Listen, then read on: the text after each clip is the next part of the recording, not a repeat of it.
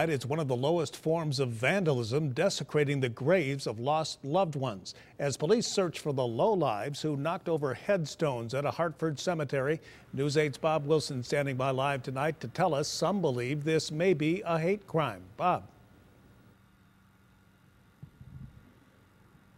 Yeah, you know, when you look around, you don't see any of the graffiti or typically occurs on a hate crime, but the people who run the cemetery believe it could be because they're being targeted over and over and over again, especially around other cemeteries like Zion. Take a look here and you can see how these were knocked right off the base. It had epoxy holding it on here, but they were able to just kick it over and over, and that's what they did repeatedly throughout the cemetery. Look at the different areas of the cemetery here that we shot video of earlier, and you could just see the widespread damage. And that's the thing that's very unusual in here, is that the problem is it went from area to area. These people had to hop over fences, and they had to go and they targeted one huge monument. The Silverstein Monument was about 7 feet tall. It took at least 2 people to knock that one over, so they believe it's a group of people.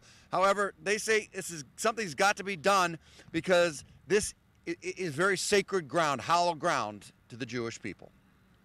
This really constitutes what is called desecration.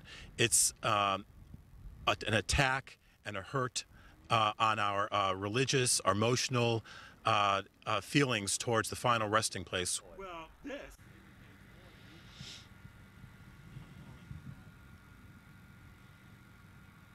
Now, coming up at 11 o'clock tonight, there is a story here of a father who came to visit his son's grave, and in the front of it was a candle holder that he normally puts the candle in every Friday. His stone was knocked down. His son served in the military, died in the Army. We'll have that for you coming up tonight, 10, 11 o'clock. I'm Bob Wilson reporting live in Hartford, News 8.